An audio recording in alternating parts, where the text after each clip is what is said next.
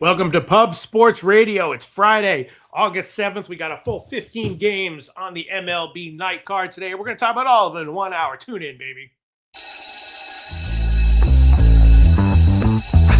Yeah, I'm so fresh like the morning. Mouth wide open like they yawning. Every time they see me, they in G-Shock. Homie, this is too far. Homie, I feel too alive. You can see me like Illuminati. You can see me like Illuminati. But I'm trying to... All right. Hi, everyone. Welcome to Pub Sports Radio. It's August 7th. We got 15 games, MLB games on the card today. It's going to be a fun job. We're going to have to keep a brisk pace, 4 minutes per game, and then move on. Of course, a lot of roster overhauls. Some teams are angling for the playoffs. Some teams, like the Giants have a whole bunch of minor leaguers, coming up. That's interesting. Whole thing's going to be an interesting show. A lot of starting pitchers today making their first starts for their respective teams. Gossman, Robbie Ray, everything, all those guys. It's going to be a good show, though. Let me just tweet this out, and then we'll get into it one by one. Brisk pace, 4 minutes a game. Going to be fun. Hold on one second. Let me just tweet this out. Shout out to everyone in the comments section.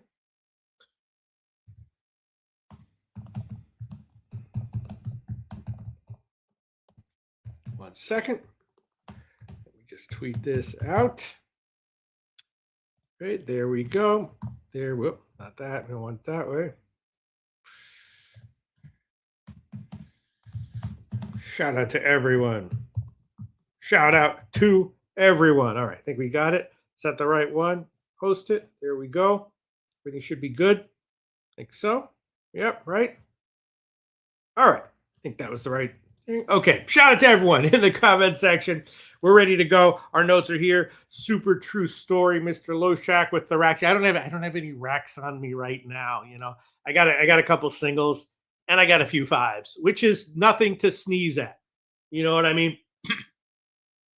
I like ones and fives. A lot of people are like, yeah, I'm too good for ones and fives. Not me. I love singles and $5 bills, baby. No doubt about it. He No Ball. What it do, Pete? Friday. Shout out. He No Ball. Okay. Let me just get my notes here. Yep. Shout out He No Ball. Shout out to Super True Story. We got a full card here tonight. It's time to run it up today. LFG Super True Story. Hell yeah. Shout out Mark A. Man. Creek Man. Super True Story. Time to run it up today. Absolutely. We're going to turn those fives into tens by midnight tonight, like magic. People are going to be like, Pete, I thought you had a whole bunch of fives. All of a sudden, they're $10 bills. What did that? Yeah, well, when you know MLB as well as I do, that can happen. Shout out Creek Man, Mark A. Man, He No Ball, Super True Story. It's going to be a fun show. We're going to talk about it. We're going to have a good time. We're going to make some jokes. All right, I think I got everything here. All right, let's just jump right into it right now. First game on the card, Mets and Pirates. Thornton against Lajinsky for the Pirates. Bullpen game here. Pirates a pretty big favorite, which is, I guess, a little bit surprising, right? Considering that it's a bullpen game. Zach Thornton starting for the Mets. Let me just make sure that there's no people who aren't actually pitching. Yeah, Zach Thornton starting for the Mets, and Thornton, had a few awesome games to start the year for the Mets. We kind of knew his peripherals weren't there, so we kind of knew that he would regress, which he did. He gave up, regressed back to what we would have expected from him. He gave 3 runs each in his last 2 starts, but he's still pretty solid. Then you have Pittsburgh. Lajinsky's been pretty good recently, hard to get a read on. And then, you have the Pittsburgh bullpen after that, who should be pretty good. I have them rated, a little bit above average here. So Pittsburgh's okay here, but I wasn't quite seeing the big favorite line in the minus 140s overnight. The Mets just swept a 3-game set at Cleveland, which is nice. The Mets, of course, wildly underachieved, significantly underachieving this year, but that's a nice. Give them credit where credit's due. A 3-game sweep at Cleveland. And the Pirates back home from a long trip, 2-6 on the road trip, just not really getting it done. So Pittsburgh's trying to make a playoff push, right? They added some relievers, which is nice. but just wasn't seeing the Pirates as a as a justifiable minus 140 favorite here. And the line has moved a little bit in the Mets' favor, about 10 cents or so market wide in the Mets' favor from the overnight line. And the total right about where it was, 8.5 juice to the under, hasn't really moved. There's some possible weather, that there could be a delay. But yeah, overall, nothing that I was really liking here, except a teeny bit the Mets as that big of a dog, which I wasn't quite seeing as justified. Let me decide if I want to make that official. Creekman liking the under on this one. I agree. That's my note here. Slight lean under, I guess. Hasn't moved, which is okay. Which is okay. He no ball says dogs are barking tonight. We'll talk about it. We'll talk about it. We will talk about it. Yeah, I don't want to spend too much time on this game, but definitely slight lean to the under. Definitely slight lean to the Mets. Thornton could get touched, but he should be okay. And Pittsburgh and their pen arms should be okay. Yeah, I do like the under just a little bit. There you go. Casti Carlo likes the Mets money line as well. I agree with that.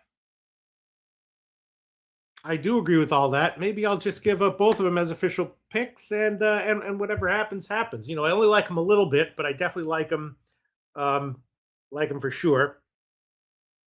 Definitely liking them for sure. All right, I'll make the Mets full game money line plus 123 an official pick. Maybe we should go like plus one at like minus 120. That's not a bad idea. That Pirates could easily win this one by one if they win it. Like in the under anyway. Yeah, you know what? Now we'll just take the Mets money line plus 123 official pick. Current line at Pinnacle, and definitely leaning under 8.5 at minus 114 or so. Definitely leaning that way. A little bit tough. Thornton can get touched. One of these Pittsburgh guys can get touched, but definitely leaning under.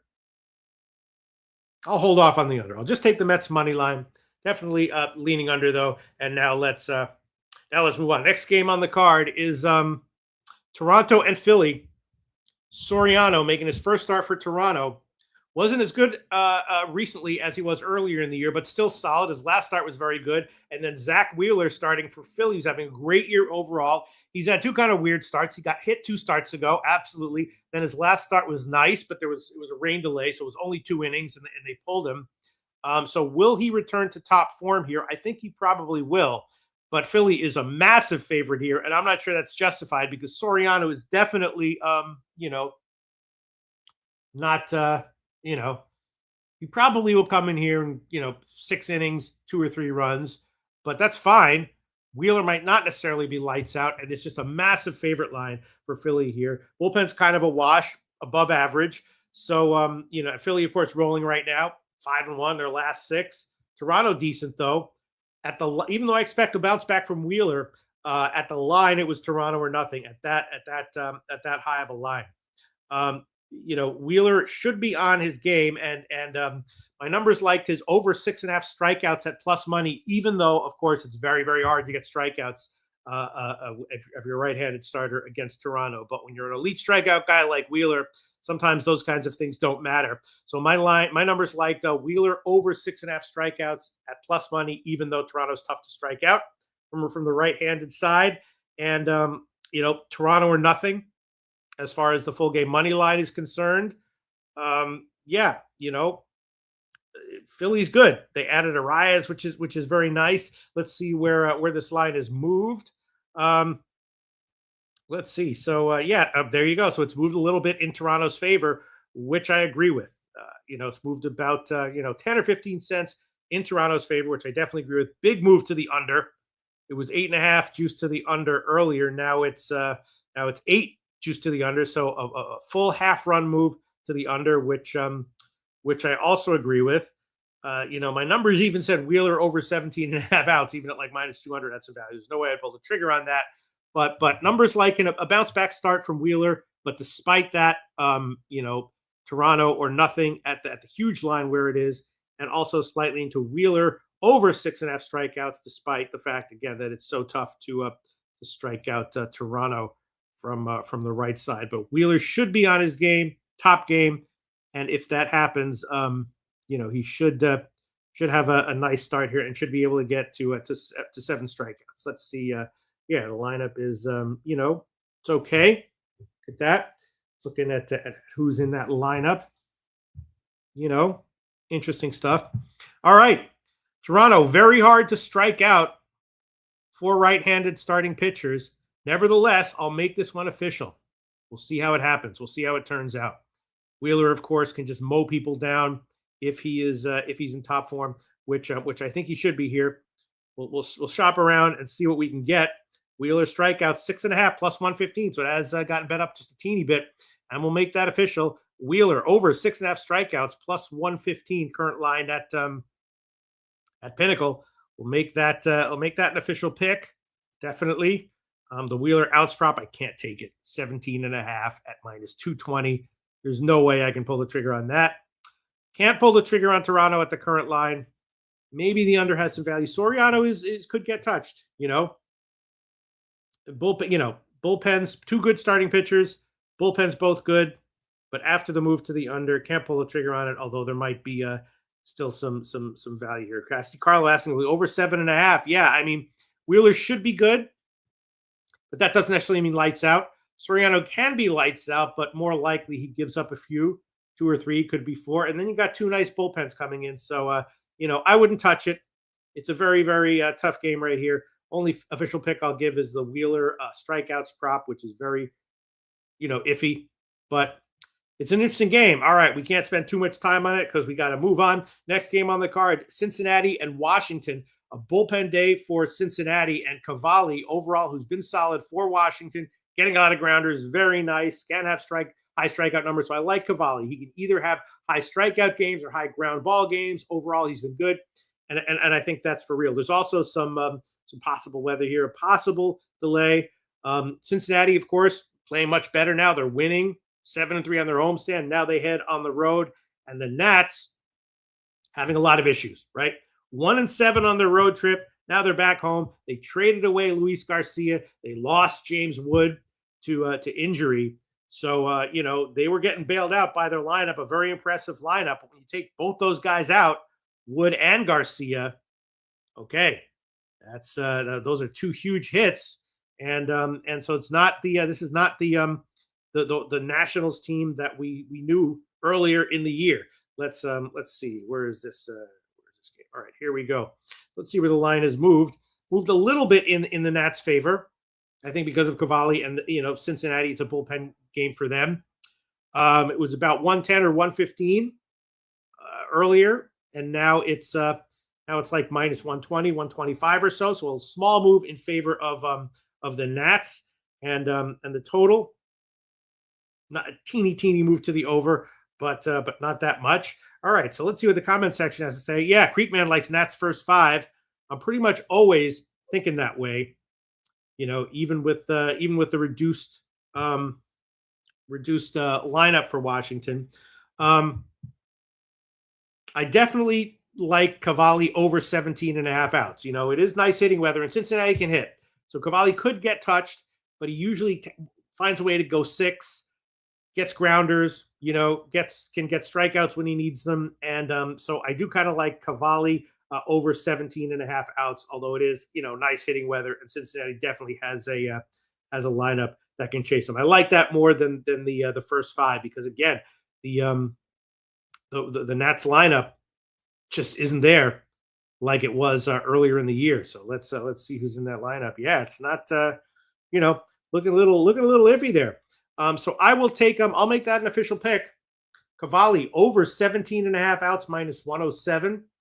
A little bit concerning that it's that low, although I understand it. So it's okay. We'll make the official pick. Could lose, but I think the odds are with it at those lines. So Cavalli over 17.5 outs minus 107 current line at Pinnacle. And other than that, yeah, I don't know. I couldn't take Washington here. It'd be Cincinnati or nothing. Just because Washington doesn't have that lineup. We don't have that lineup. that's that. Cincinnati could, yeah. In fact, I've been leaning Cincinnati a little bit, and I just don't know about that first five because, again, I'm not sure how productive Washington is really going to be here. You know, how productive is Washington really going to be here? Look at the comment section. Yeah, Creekman likes first five. Nats. I understand. Let's see what the difference is. I'm sure they're more expensive. First five. Yeah. So almost 20 cents more expensive for the Nats first five. Minus 120 full game, minus 137 first five money line right now at Pinnacle. And I understand. Don't disagree with it. But again, if I was going to bet the Nats first five, I feel more comfortable just taking Cavalli outs prop over. Because Washington, they're not getting it done. 1-7 on their road trip. Now they're back home. Cincinnati is. They are. They're getting it done. You know what I mean? All right, so I'm just going to do that. Just the Cavalli outs prop, and that's it for this game. Next game on the card, Atlanta and the Yankees. I'm not sure what the weather is here, but this one has a very decent chance of a delay. Last I checked, postponement is a possibility as well. So I didn't look too deeply into this. Fried, of course, against Tyler Mahle. This is his first start for Atlanta. High volatility. He can be very good, but can get touched. Fried, getting his pitch counts gradually rising, and this game looks like it should be a standard game for him because his outs prop was 17.5. Not heavily juiced to the over, but close to normal length for him. His last start was another one. Pitch count was up, 5 innings or so, 7 strikeouts. So Fried's looking pretty good.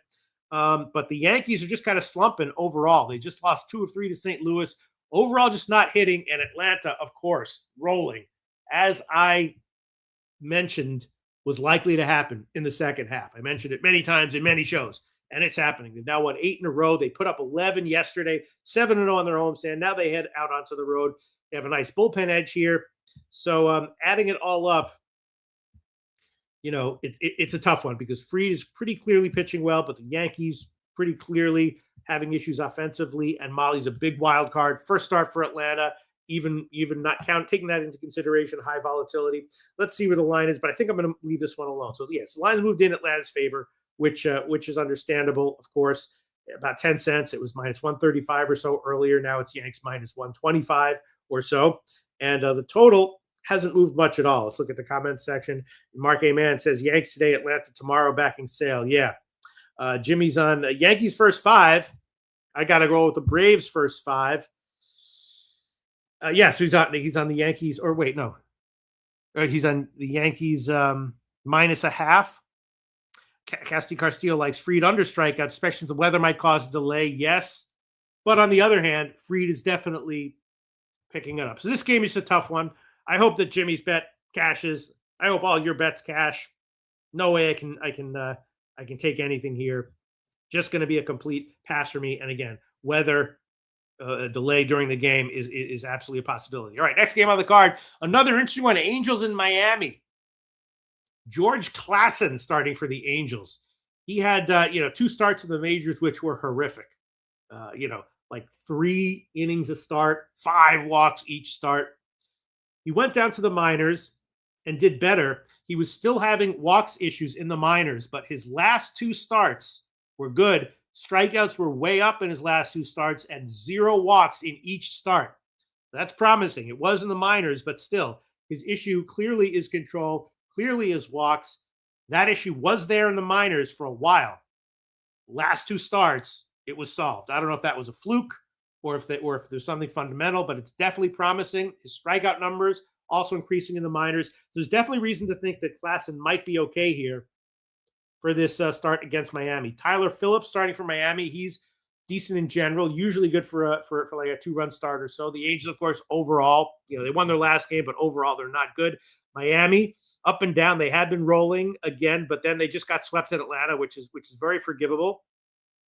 Not much to say about the pen edge here. So, Miami, a big favorite, which is understandable anytime you have a team playing the Angels. But it was too big of a line, and now it's moved in the Angels' favor. I couldn't take it now, but when Miami was like minus 165 or so, now they're down to like minus 145 or so. So a 15 or 20 cent move in favor of the Angels, which I agree with. I also like the under when it was 9. juice to the over, and now it's 9 juice to the under. So a big move to the under, which I agree with. I even took a shot with Klassen over 4.5 strikeouts at plus money, believe it or not. Believe it or not. I also didn't understand why Phillips' outs prop was so low at just 14.5, heavily juicy under, but not super juice, just like minus 145 or so. So that seemed weird. Yeah, so in general, I was liking Miami as a big dog. The Angels as a big dog. The under, I was liking that more. The Angels team total under had some value. The full game under had some value. Klassen over 4.5 strikeouts at plus money had some value. And Phillips over 14.5 outs at minus 150 or so had some value as well. So a lot of interesting stuff here that has a little bit of value according to my numbers. Let's look at the lineups here. Yeah, Klassen is the big question mark because if he doesn't have it, Miami definitely can touch you, can test you, can get to you. See your people in the comment section like here. Anthony Mays says Angels gonna win. Ball, Angels money line. Absolutely. I don't know about it now because, again, it has moved. I'd have to take 133 at Pinnacle, which is pushing it. You're still getting the Angels. You're still getting Miami. And Tyler Phillips should be okay. Should be good. So I will take the under officially even after the move, although I don't like to do that. I'd rather be getting plus money like it was overnight. Now I'm going to have to take a favorite line, but we'll take it. Full game under 9 minus 117 current line Pinnacle. We'll make that an official pick. Let's look at this Klassen strikeouts prop. You know what? We'll go for that. This will be interesting. Will he or won't he be able to get it done? But we'll take a shot with it. Klassen over 4.5 strikeouts plus 106. We'll take a shot with that. That's risky, but we will take a shot with it. Let's look at this Phillips outs prop again. I just don't understand it. Is he on a pitch count or something? Makes me nervous. It really makes me nervous, but we'll take it. Tyler Phillips over 14.5 outs minus 150 current line Pinnacle. Makes me nervous that it's as low as it is. The Angels are going to chase him or something? He might be on some pitch limit that I was not able to figure out, but we'll take it. We'll take that. So a bunch of plays here that we're going to take. Even the first 5 under adds a value, which is very tempting. 5 at minus 122. Even that, the problem is just what if Klassen comes up and just can't handle being in the majors, which is entirely possible. Entirely possible. I expect him to be okay, but that's at least partially an educated guess. Absolutely, no doubt about that. All right, we're just going to keep it there. Klassen out strikeouts prop, the full game under, and Phillips outs prop over, and that's it. Very interesting game there. All right, next game on the card. Every game involving the Red Sox is interesting, isn't it? The A's in Boston is what we're going to talk about now. A's just got swept at Cincinnati. Boston absolutely rolling. So, of course, Boston's going to be a massive favorite. And in case you're wondering exactly how massive, minus 250, minus 260. No big deal. Enormous freaking favorite line here for Boston. Probably justified. But let's get into this. Now, the A's, it's Perkins against Tolley. The A's just got swept at Cleveland. They were all by 1 run, though. So, they weren't big blowouts. They were close. But, I'm going to give you a stat right now where I cherry pick the endpoints, which you can't do, officially, but it's always fun to do.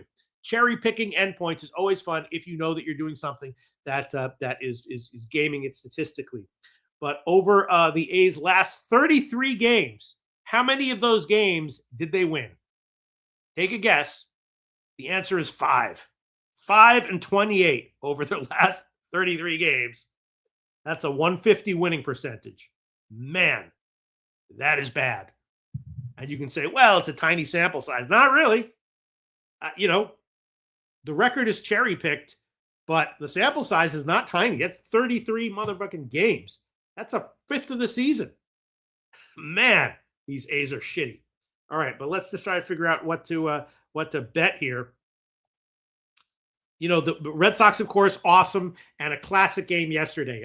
They refused to die, and they pulled out in extra innings a high-scoring win over the White Sox. Incredible. They just really haven't. But now they're a massive favorite here. Perkins starting for the A's.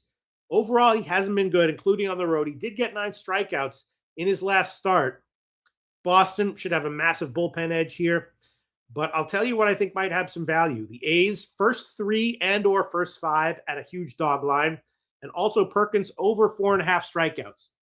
He did fake, Perkins is one of these guys who is always vulnerable. He does get strikeouts. Again, he got 9 in his last start. And he faced Boston 2 starts ago in California. He went 5 2/3 innings, only got 4 strikeouts, but it was still an okay little. So he only gave up 1 hit. It was an okay start for him. And so I'm liking the A's first 3 and or first 5. Perkins over 4.5 strikeouts and full game, man. I don't know. Just can't pull the trigger. I just cannot fit. Boston has a massive bullpen edge. They've just got such a great, but Batoli, pretty good, pretty reliable. A lot of strikeouts. The strikeouts are way up. It's just such a massive line here. Let's see. This is let's see. Where we got? Let me look at these lines. I'm reading stuff in the comment section. Very interesting. All right. So Boston now is lines moved a little bit in their favor, even further. Total has gotten bet down pretty significantly. Wow. Yeah. Like a 20 or 25 cent move to the under. So that tells you that Perkins, at least on his own, is not going to get crushed here. So yeah, let's see what we got. Perkins, I'm going to take it. Perkins over 4.5 strikeouts. Current line minus 128. Current line at Pinnacle. It's risky, but we'll take a shot with it. Perkins, at Caesars here, minus 124. There you go. Perkins over 4.5 strikeouts, minus 124. We'll go for it. And let's look at these. Look at that. The A's plus 210, first 5, plus 185 on the first 3. Perkins, hopefully you'll be okay. Tolley is pretty good. We're going to check this out. We're going to take the A's. First 5. We're going to take the A's first 5 run line, and we're going to go +1, which is plus 101 at Pinnacle. We're not even going to do +0.5, which would be about plus 133 or 130 or so. We're going to take the A's first 5 innings plus a full run, plus 101, current line Pinnacle, to go along with the Perkins strikeouts prop. All right, so we need Perkins to be okay, which he may very well be. Not out of the realm of possibilities that happens. Very interesting game here. Let's see. I know we got to pick up the pace a little bit. I know we got to do that. It's just such an interesting game. Tolley is good, but he can get it. I kind of want to double up and take the A's first 3 plus 0.5 as well. No, you know what? Probably volatility. We're going to take first 3 also. We're going to take the money line there. We're going to take the A's first 3 innings, money line, plus 185, official pick. There you go. We're doing it. We're taking the A's and Perkins in various ways here. We're taking it. Interesting shit. That's what we just did. Full game, makes me nervous because statistically a huge bullpen edge to Boston, but to anyone who does that, I hope you cash. That probably does have some value, and probably on the -1 line just because of all the volatility involved. All right, but let's move on. We got a lot of more games to cover. Next game, Cleveland and the White Sox. The White Sox, again, coming off of that game at Fenway, 13 innings, very high scoring, and they lost it in the end. Got to be a little bit demoralizing for them going up against Cleveland at home now against Cleveland. Messick against Schultz. Messick has been really excellent in July and August. Schultz very, very up and down. He's off of a good one. This is another one where there could be a delay, which I didn't look into the updated weather reports. But Cleveland in general not a good team. They just got swept by the Mets. Now they head on the road. Overall, they're not very good right now. But adding it all up, my numbers indicated a value with Cleveland first 5 and first 3 going up against the White Sox. Cleveland, been a big market move in their favor. Should tell you something. White Sox opened up as a small home dog, which should tell you something at plus 105, 110 or so. Now they're all the way up to plus 120, 125 or so.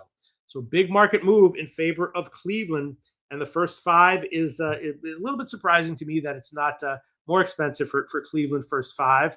That is kind of what I'm liking. But I think I'm going to pull the trigger on that. I'd rather be getting a better number, the better numbers that existed earlier. But live lines at the show, live lines while we're doing this. Hold on one second. The live lines while we're doing this, we're gonna take Cleveland first 5, and maybe we'll even double up first 3. I like Messick here. Don't really like Schultz here.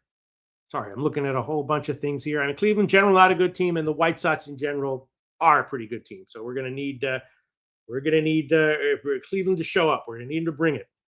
But I think it's more likely than not that they will. I wish I were getting the better lines that existed earlier, but we'll take it. We'll take it anyway. Cleveland Guardians, first 5 innings, money line, -138, current line Pinnacle. That's an official pick. There you go. That's an official pick right there. Cleveland Guardians, first 5 innings, money line. First 3, probably okay too, at like -140 or so. Interesting stuff here, you know. Maybe even the White Sox first 5 team total under, although that's probably now down to 1.5, and it is, and not even a dog line. So I think I'm just going to stick with Cleveland first 5, a clear market move in their favor, big market move in their favor, clear market move to the under as well. It was 8.5, only a bit juiced to the under. Now it's 8 further, so more than a full half run move to the under, which is interesting, you know. Not quite sure I agree with that. You know, Schultz is very up and down. You know, I'm just going to take Cleveland first 5 and just leave it at that, I guess. Let's look at the comment section. Zoe Faye says, I really want the Guardians. They burned me up twice already this week. Yeah, they're not a good team overall, but Messick, I think, is. Thomas Maggio loves Cleveland. Okay. I like them. I feel nervous, but I like them. Wow, Tasha taking the A's first 5 plus 1.5 at just -140. There you go. Give me A's first 5 plus 3.5 at like -2,000. I'll take it, baby. I'll fucking take it. Zoe Faye says Messick gets it done here. I do believe that is the case. I do think that is the case. All right. A lot of other stuff that wouldn't be opposed to taking here. Big move to the under, which is interesting, but let's move on. Next game on the card is Minnesota. 1, 2, 3, 4, 5, 6. Oh my God, we got 8 games to go. All right. Minnesota and Milwaukee. Zebby Matthews against Drohan. Minnesota, similar to Cleveland, kind of underwhelming. They will burn you more often than not. 2-4 on the current road trip. Now on to Milwaukee. Milwaukee, of course, excellent. They won their last 3 against Pittsburgh, and overall just very good. Nice bullpen edge here.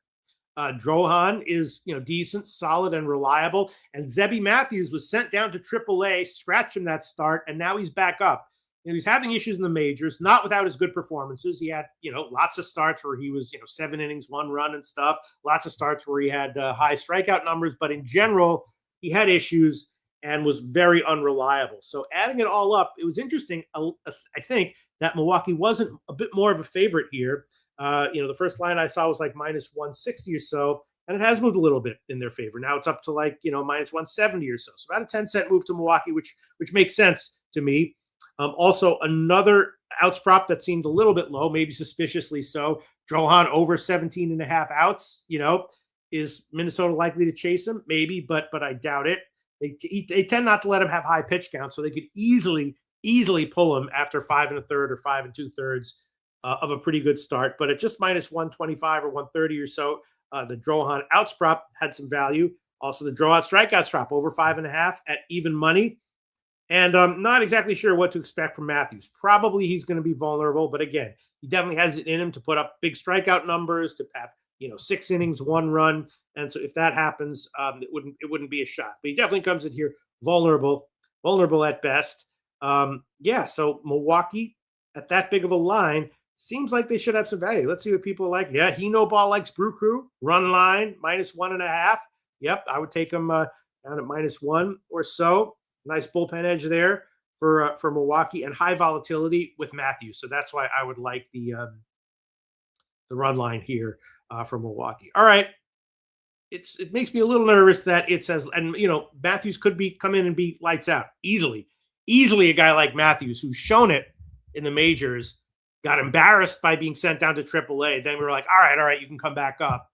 He probably has a nice start here. He probably does. Total is has gotten bet down a little bit, which is definitely interesting. But just Milwaukee's just a much better team overall. All right. Makes me nervous a little bit, but I'll take Milwaukee Brewers. Full game -1 should be about -120 or so. Money line -166. Run line +119. Current line of Pinnacle. So that comes out to Milwaukee -1, -120 or so. And I think we'll add on the Drohan outs prop as well, even though it makes me nervous. It should be a little bit higher. Can't quite understand why. Can't quite explain why, which is not a great thing to have to admit. Yeah, maybe I'll hold off on it because Milwaukee does have big bullpen edge here, a nice bullpen. I could easily see him having a decent 5-inning, 2-run start. They send him out. He gets an out 5 1/3, puts 1 or 2 guys on, and then at pitch count 78 or 81, and then they yank him in the middle of 6. I'm going to hold off on that one. I'll definitely hold off on that one. I'll just take the Brewers full game -1. Yeah, interesting stuff here. Definitely unknown as far as Zebby Matthews is concerned. Definitely an unknown here. All right. Yeah, we'll hold off on that Drohan prop, and we'll hold off on the Drohan strikeouts prop as well. Even though my number said that at 5.5, it adds a little bit of value to the over. All right, let's move on. Next game on the card is Cubs and KC. Another very interesting one. Gossman making his first start for the Cubs, and then KC bullpen day. Daniel Lynch, the opener. There's going to be a bullpen, and KC does not have a good bullpen in general at all. So adding it all up, the Cubs seem like they have a huge advantage, but they're a big road favorite here. The Cubs, of course, continuing to play well and win 5-2 on their homestand. Now they head out on the road. KC might not be too bad. They just won 2 of 3 against Minnesota. And my numbers indicated shot with the over. Might have some value here. At 9, even juice to the over. Gossman, his last start was very good, but overall he hasn't been that great this year. His last start was, obviously KC bullpen day looks good for the Cubs offensively. Gossman could be good, but more likely gives up 3 or so, and then the Cubs have an okay bullpen. Let's see where these lines have moved. Yeah, so it's moved in, just a teeny bit in the Cubs' favor maybe, and the total has gotten bet up a bit. I think no, actually, not that much. Almost no movement on the total. Also, so let's see. Thomas Maggio likes the Cubs. I definitely understand it. For me, my number said KC or nothing, but there's no way I could at the line. But there's no way I could pull the trigger on that. My numbers also said some value with the over. Definitely tempting. That is definitely at least a little bit tempting. Yeah, more than a little bit more than a little tempting. To be perfectly honest with you here, bro. More than a little. All right. Okay. We'll take it. Take a shot with it. Full game over 9 -123. Current line Pinnacle. We'll take it. Full game over 9. One way or another, hopefully runs are scored. I mean, Casey's bullpen could come in here and have a surprisingly good day, and Gossman in his first start with the Cubs gives up 7. One way or another, hopefully we can get to 9. Full game over 9 -123. Official pick for anyone who takes the Cubs. I feel you. I hear you. I'm not going to join you, but I do hope you cash. Okay. Let's see. All right. Soy Faye talking about Nat Fuentes likes the Cubs here. Thomas Maggio says good bet over. Cassie Carlos says Royal free bet. Okay. He's saying if he had a free bet, he put on the Royals. Right. Messick outs prop is juice to the over. Yeah. All right. Well, you got a lot of other stuff we need to get to. All right. Baltimore, Texas is the next game on the card. I'm not going to spend a long time on this one because all the lines seemed accurate. It's Boz against Eovaldi, kind of similar, just righties who are sometimes close to lights out, but usually they give up a few. Modest bullpen edge to Texas, but nothing huge. Both teams decent. The Orioles in the playoff hunt, but they got rid of Taylor Ward and Rushman, so that's a little bit weird. Texas slumping a little bit offensively. All the numbers were roughly good to me. At the line with Texas -145 or so, a little bit of value. Free play would have been on Baltimore getting that kind of a dog line. But again, small bullpen edge to Texas. Not great that Baltimore traded all those guys, so that's not great. Line really hasn't moved much at all. It's right around Texas minus 145 or so. Total has gotten bet way down, which is interesting. It was 8.5 juice to the under, and now it's 7.5, almost juiced that much. So creeping up to almost a full run to the under, which, both starters are okay. Both offenses a little bit chintzy, no doubt about it. I can understand it. I can't pull the trigger on it, especially after the move. But I can definitely understand it. Let's see if anyone in the comment section likes it. Nat Fuentes says, I love your analysis, bro. Oh, thank you very much. Thank you. Thank you, Nat Fuentes. Oh, I don't get comments like that much. Sometimes people say, I love your mustache. Thank you, Nat Fuentes. I appreciate that. All right, that's it. This game we're going to pass on. A huge move to the under. I understand it.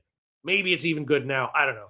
But let's move on. Next game on the card, Colorado and St. Louis. You got 5 games to go, 17 minutes, 20 minutes. Colorado and St. Louis. This is a tough one. Feltner against Leahy. Colorado swept KC at home. Then they got swept by Tampa Bay, which is a little bit forgivable. Tampa Bay, of course, can be a juggernaut. Now they go on the road. The Cards, 3-3, decent on their road trip. Now they're back home. And Leahy against Feltner. Leahy, mediocre at best to start the year, and then flat out awesome July. Like lights out style, better than Robbie Ray, better than Sonny Gray, better than a lot of guys with big names in July. Will that continue here? Colorado, you would assume coming into St. Louis, probably will. Feltner on the other side, a guy who hasn't been good at Coors, hasn't been good on the road either. Both bullpens a little bit iffy right now. And this is another one where the starting pitcher outs prop just seemed low. Leahy over 17.5 outs at like minus 110 was way off of my numbers, and I didn't understand it. Let's see if that line has moved at all. Maybe someone knows something we don't know. Yeah, it's moved even further down. Is he on a pitch limit? Is Colorado going to come? Sometimes Colorado does, sort of explode offensively when they go in, when they leave Coors. I remember the Rockies used to have series at Petco, and they'd go in there and put up like 20, 12, all that shit. And it's like, how is some team going from Coors to Colorado? It's just reverse psychology or whatever it is, So St. Louis, of course, big favorite to start with Leahy going, and now it's moved in their favor, so like a 15-cent move almost in favor of St. Louis, 150 up to like 165 or so. Total, not much movement, 8.5 juice to the over, which is right where it was. Yeah, the big question here is Leahy going to just continue to steamroll over everyone, against a lineup that on paper does not look that impressive, right? Carrig, Moniak, Goodman, he's good, but it's just a lineup overall. Doesn't look that impressive. Certainly less impressive than a lot of lineups that he's done so well against over the past 6 or 7 starts, or 7 or 8 starts, more than that. And the other thing is that you would expect if Leahy's going to deal, right? Now, check this out. Here's some analysis, but like if you got Leahy against Feltner, Leahy's been dealing. Feltner hasn't been good at home or on the road. So you think this would be one of those classic 20 or 30 cent first 5 prices to charge you. So if St. Louis is minus 160 full game and Leahy's going to deal, you're going to see like a 185 or 190 on the first half money line, and you don't. It's minus 159 at Pinnacle. No difference first 5 or full game. Feltner against Leahy. That is weird. Casty Carlos says Cards way overpriced. Wow. Man, this Leahy outs prop, everything's saying he's not going to go 6. He's going to have a start that's not that great. It just doesn't make any sense to me. His earned runs prop, 2.5, juice to the under. It's been a while. It's hard for them to get 3 earned runs against him. Right? Man, I don't know what to do here. Should I pull the trigger on Leahy over 17.5 outs anyway at minus 104? I don't think, maybe not. Maybe okay. All right, I'll do it. It makes me nervous. Leahy over 17.5 outs minus 104. Current line Pinnacle. Cannot explain to you why it's so low. Man, this is a crazy one. I mean, I can understand full game why someone wouldn't want to take St. Louis because they're so chintzy offensively. Jordan Walker out again. Oh no, Jordan Walker's in. Okay, but he's been slumping. All right, we'll see. I'm just taking Leahy outs prop over. Crazy stuff here. St. Louis money line, St. Louis first 5. Market reasons not to do it. Wow. Look at the comment section, then we'll move on. Yeah, Zony Face, that smells like fishy business. Absolutely. Absolutely. All right. Next game on the card, Houston, San Diego. Robbie Ray making his first start for the Padres. And Blanco starting for Houston. Right? And this is another one that doesn't make any sense. Let's talk about this. Robbie Ray, they traded for him because he's good. First start for the Padres. Sometimes gives up a bunch, but recently he's been mostly great. Blanco, 3 appearances in the majors this year so far, all of them awful. So you'd think St. Louis would be San Diego would be a bigger favorite. And if they're not, you would think at least their first 5 would be a bigger favorite line. And it's not. Right? The first 5 money line here is San Diego Padres minus 109. Ray against Blanco. And the full game for San Diego is minus 109. We see this all the time. When a starter is way better, you're going to see 25 cents. If Robbie Ray was going to come in here and deal and Blanco was going to come in here and struggle again, the Pods would be minus 135 first 5, but they're not. They're not even minus 115. They're minus 109. So what's going on here? What's going on here? I thought Ray, when I first saw this line, didn't make any sense to me. Houston can hit. Their numbers against lefties are not good. They're not. But we'll push that aside for now. Weird stuff. Ball says, I got Astros. Cassie Carlos says, Padres underpriced. So what's going on here? You got Ray, who sometimes, even Ray's floor is like a little bit better than what Blanco's done so far in 3 appearances. Just 3 appearances. And Blanco, of course, has been good in the majors at times in the past. But still, just feels very, very fishy. Total, move to the over. It was 8.5 juice to the under. Now it's slightly juice to the over. So a pretty significant move to the over. And San Diego opened as a very small favorite, and they're an even smaller favorite now. Only minus 109 current line at Pinnacle.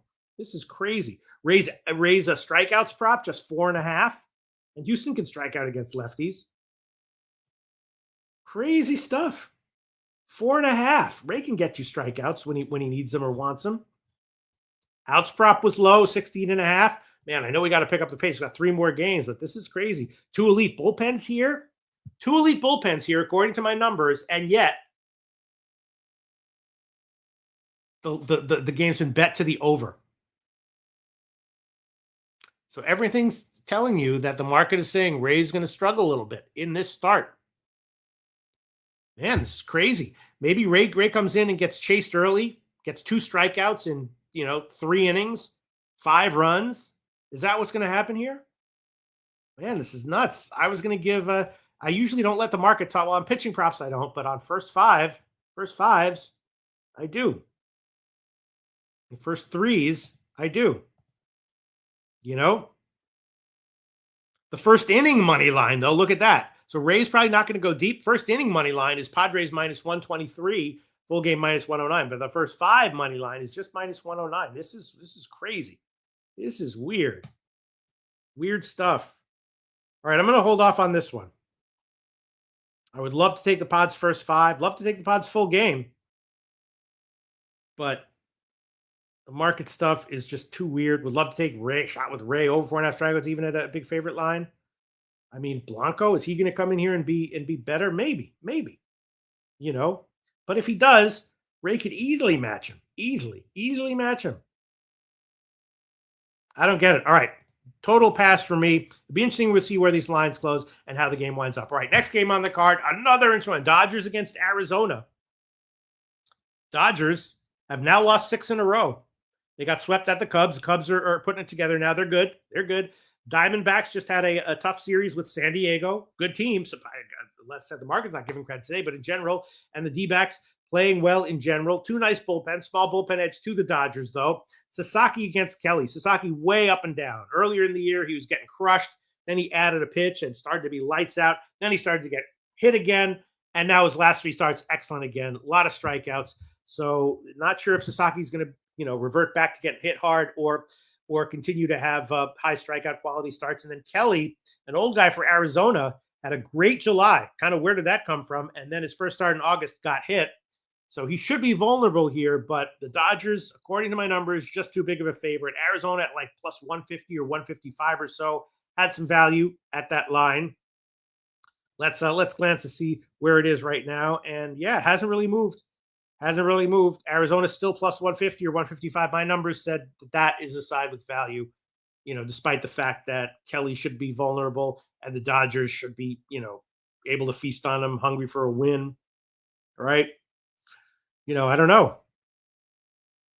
Kelly's earned run prop was 2.5, heavily juiced to the over. Indicating this is not like, at Coors or some, super hitter friendly park. Shout out Old E. Thomas Maggi says Roki Sasaki over strikeouts. Yeah, I don't know. His outs prop is very low, just 15.5.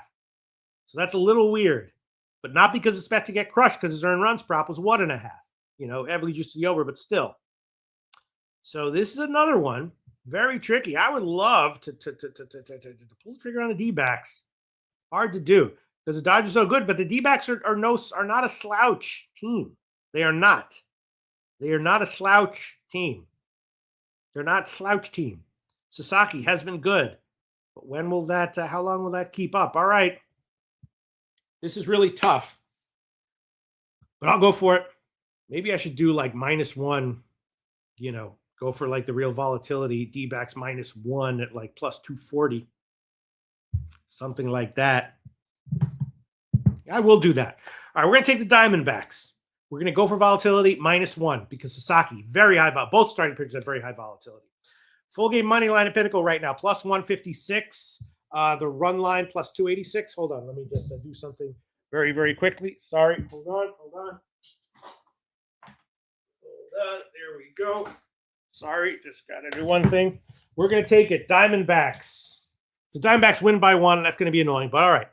Full game money line is plus 156. The run line is plus 286. That comes to about plus 240 or so. D-backs, full game, -1, plus 240. We're going to make that an official pick. And maybe even like the first 5 as well. The Dodgers first 5. The D-backs first 5 as well, with some volatility because both of these guys have high volatility here. Both Kelly and Sasaki with high volatility. Let's see. Tasha says, can't trust the Dodgers. Absolutely. Mike Rankin says, get likes up, help the brother out. Only if you like the show, though. If you don't like the show, don't click the like button. I would love to double up here because Sasaki has high volatility. Both these guys have high volatility, and I will double up. I'll take D-backs first 5. Money line, though, plus 141. Current line, Pinnacle. D-backs first 5. Money line, plus 141. Current line, Pinnacle. We'll see. We'll see how it turns out. Props are weird, but it's just too high of a line according to my numbers. All right, let's move on. We got 2 more games on the card, 4 more minutes. Should be good. Tampa Bay, Seattle, another interesting one. Rasmussen against Gilbert. Tampa Bay swept the series at Colorado. Now they head to Seattle. Tampa Bay in general, just a good team. Seattle, just an average team, 3-3 on their current homestand. And now they take Seattle. Huge bullpen edge here statistically for Tampa Bay. Rasmussen, 3 awesome starts since the All-Star break. Before that, he had a few struggling starts. We were wondering if that was just a speed bump or indicative of something wrong with him. Turned out to be just a speed bump. 3 awesome starts since the All-Star break. And Gilbert, good. His ceiling is definitely, 7 runs, 7 innings, 1 run, a lot of strikeouts, and that is something that he can achieve regularly. Right now, he seems more like a 3 runs every start kind of guy. So we'll see what we get from him here. And Seattle was the favorite, which, again, a little bit surprising. Tampa Bay's good. Gilbert's good. Rasmussen better, statistically at least, right now. Moved a teeny bit in Tampa Bay's favor, but nothing too crazy. Total has moved a little bit to the under, which is my numbers indicated, value at the under 7 at small plus money. Now it's 7, slightly juiced to the under. So a move to the under, which I agree with. Absolutely. Move to the under. And there's just, hard to quantify psychological and physical issues with coming off a series at Coors, especially a series where you swept, you know. So there's all sorts of under the radar factors that could be in play here. But Rasmussen should be good. Under 4.5 hits and over 5.5 strikeouts, according to my numbers, had value. And I can't quite explain why the lines are where they are. Hits prop under 4.5 at like minus 110 or 115 or so. Should have some value. He should go deep 6 innings. His outs prop is 17.5. Decently juiced to the over. So, the over 5.5 strikeouts is a little bit weird. It feels like it should be a little bit higher, more like 160 instead of like minus 160 instead of minus 130. Rasmussen can also have excellent low strikeout starts. He definitely is that. He can have the 9 and 10 strikeout starts, but also, and just in general, the unders any which way, no run in the first 3, first 5 under has some value according to my numbers. All right, I'll lay off the Rasmussen strikeouts prop, but maybe I'll add on, some of these unders. Some of these unders, definitely tempting. First 3 under 2.5, minus 170. That's a big favorite line. That sure is tempting. No run in the first also might have some value. Minus 150. No, I'd rather take the 2.5 minus 170 there. Maybe just a full game under, even after the move. Gilbert should be good. All right, we'll make that an official pick. Another one. Full game under 7 minus 112 current line Pinnacle. That's an official pick. Full game under 7 minus 112 current line Pinnacle. That is an official pick. And the first 5 under should have some value as well. Should have some value as well. Gilbert will have to be good, though. I don't know if I want to double up. I'll just take the full game. Yeah. Expect the unexpected sometimes in Friday night games like these. And I'll stay off the Rasmussen props, although statistically, over 5.5 strikeouts, like minus 130, has a little value, and even under 4.5 hits at like minus 112 has a little bit of value. Very interesting shit. Shout out, Papa Ricky. Shout out, Papa Ricky. All right, last game on the card. We have a few minutes. We'll go over. That's okay. Not that much to say because it's Detroit against San Francisco. San Francisco, of course, overhauled their roster now. They've got a lot of youngsters coming up, which can be good. So far, it has not been. They've been losing with all the youngsters up so far, but now they're at home. Brubaker is the opener, and then Hauser is going to be the primary. And for Detroit, Keter Montero, that I like this guy. So Detroit, a decent favorite. They've also been rolling 5-1 on their current trip. Lineup has a lot of nice bats in it. Big win yesterday at Seattle, 11-zip. And San Francisco's a dog here. So this is another kind of a tough one, Detroit definitely very excellent, but, they're off of a big 11-zip win at Seattle, now switching. And San Francisco with a lot of young guys who probably are going to get better and become undervalued at some point. Might be in September. It might not be in August, but they haven't been getting it done yet. And I'm not saying they're going to get it done ever, but there's a chance that they will. And when they do, they probably will be undervalued and have big value have some value as a big dog. Right now, they're not a big dog, like plus 120 or so. Total is, 8.5, juice to the under. Montero's good. Not sure this is a spot where I'd want to take a shot with him. It's just a tough one. Adding it up overall. Free play, I'd actually put it on the over as far as the total is concerned, based on what my numbers say. Hauser is the primary, high volatility, low confidence with any kind of outcome for him. Free play, I'd put it on the over, and free play, I'd put it on the Giants at plus 120. But I don't think I can pull the trigger on it. I would like to, but I don't think I can. A very interesting card. We gave out a whole bunch of plays. Very nice. Mike Rankin says, thanks for that info. Wiked stuff. Yes, my shit, if nothing else, my shit is wiked. Hell yeah. WIKED. Baby. Cassie Carlo also played for Friday. What a fun show. Cassie Carlo likes Tigers money line. Okay. They're the better team. Thomas Maggie says, do you have a favorite play of the day? I think we can go over a little bit. I can favorite play of the day on this one. 15 games on the card. Let me just scan down. I can't even remember what the hell I gave. What the hell did I give? What did I give? Let's see. Let's see. Favorite play on the I don't know, man. Yeah, Angels Miami under. That looks pretty good, man. Angels Miami under. That looks okay. Cleveland first 5 with Messick going, man. That looks pretty good.